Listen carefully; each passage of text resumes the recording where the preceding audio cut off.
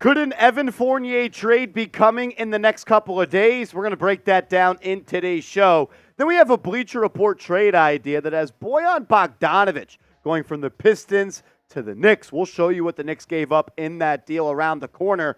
But reports continue to come out that the Knicks continue to shop Evan Fournier. And there's really a couple of layers to this Evan Fournier trade rumor saga, if you want to say. Because think about it like this.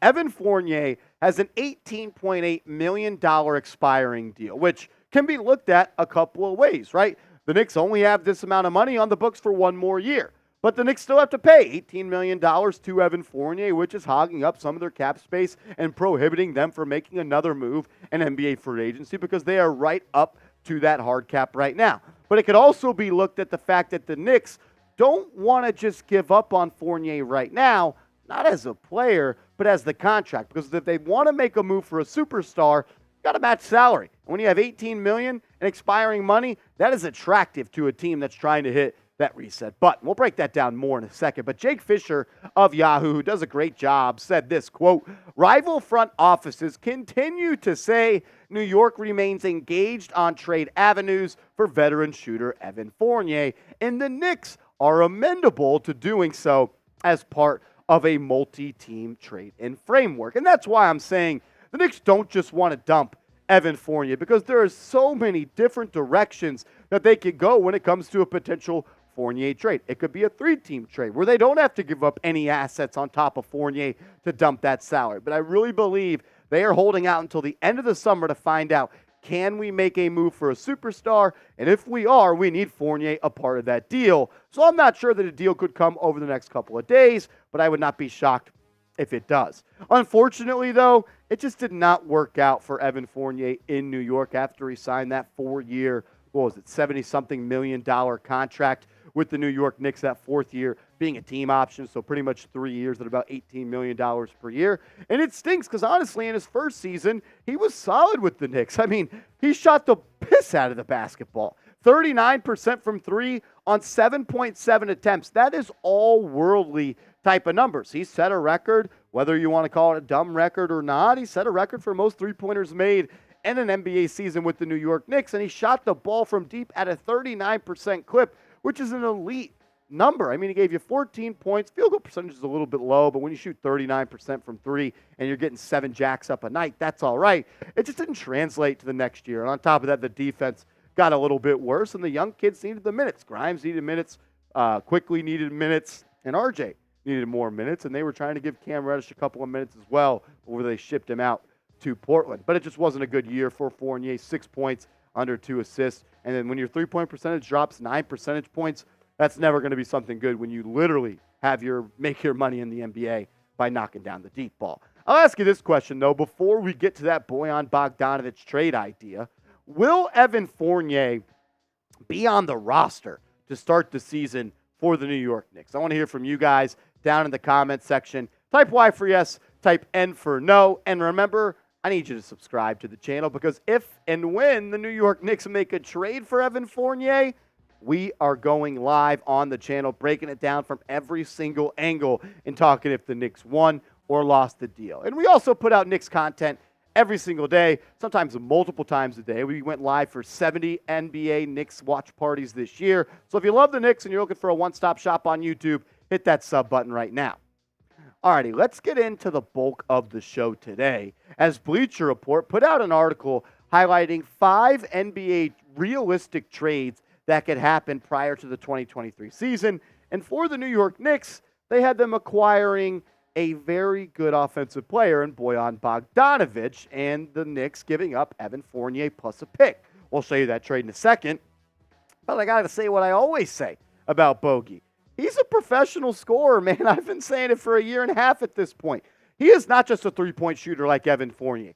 He can score from all 3 levels of the floor. He's obviously a knockdown three-point shooter. We know that about Bojan Bogdanovic. I mean, the stats, they show that as well. And he also has great volume from deep, like Fournier did in that successful season with the Knicks. I mean, this past year with the Pistons, the guy averaged 21.5 points per game, 48.8% from the field, and a white-hot 41.1% from downtown on 6 threes night. He hasn't shot less than 38.7% from three in the last 4 years, and he's never shot less than 6 threes per night. But he can do a lot more on the basketball floor than just shoot the three. He can get to the deck. He could pump fake, dribble you off the line, get others involved. He's an above-average playmaker for a guy at his size. But the reason I love him the most is what he does well is what the Knicks need. They need a guy that can catch and shoot and knock it down at an elite NBA clip, because Jalen Brunson and Julius Randle were 2 of the top 10 players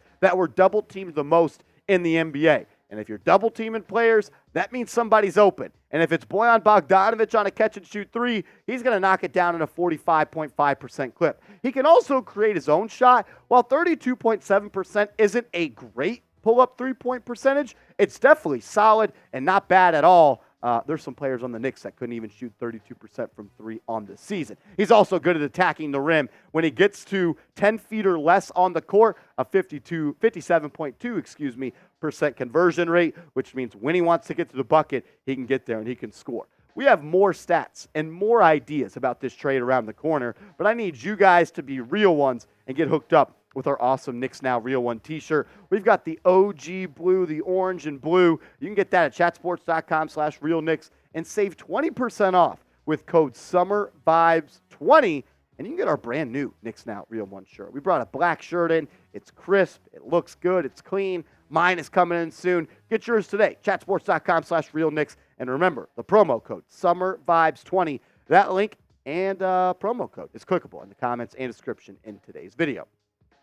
When you're talking about Bojan Bogdanovic, I was pushing for the Knicks to make a move for him at the NBA trade deadline. I honestly wanted the Knicks to trade Obi Toppin for Bojan Bogdanovic. Could you imagine Bogdanovic being your off-the-bench stretch floor in situations where he can knock down shots and do exactly what we asked Obi Toppin to do? But he's literally better at everything on the court except for leaking out and dunking at this point. So a guy that could have knocked down the three consistently for the Knicks would have helped a whole lot in the playoffs, because when you talk about the Knicks' three-point percentage in the playoffs, it was the worst in the NBA. The Knicks shot just 29.2% from downtown in the playoffs, which ranked 16th of all teams. The Knicks were the worst three-point shooting team in the NBA in the playoffs. They also weren't that good in the regular season, knocking it down at just a 34.7% clip, which was 24th in the association.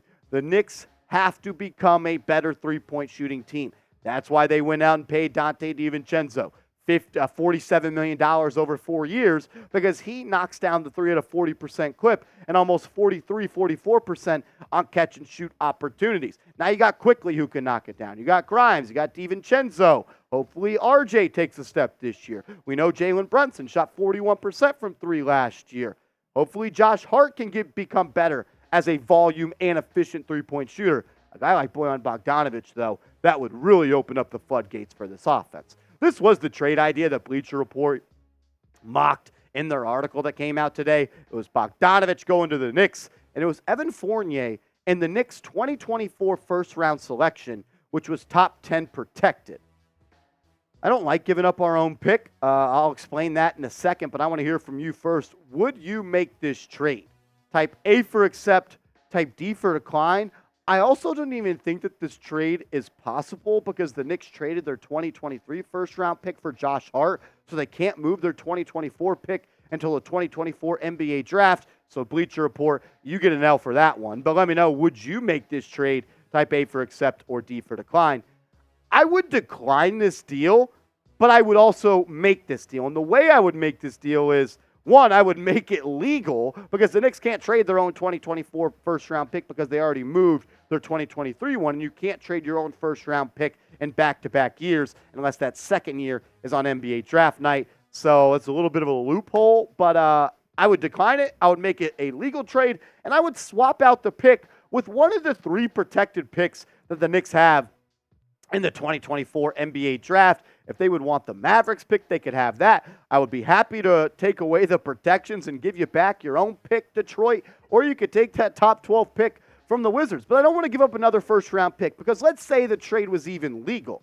If you gave up that 2024 pick, that means you couldn't give up the 2025 pick. And the Knicks want to make a trade for a superstar, and the most appealing assets the Knicks have are their own unprotected first-round picks. So if you give up another one of your own, that prohibits how many you can give up down the line. Change it out for the Detroit, Washington, or Mavs pick. I would do it in a heartbeat. Bogdanović in this lineup, I believe, would make the Knicks a top 4 team in the Eastern Conference, as their offense would be absolutely explosive.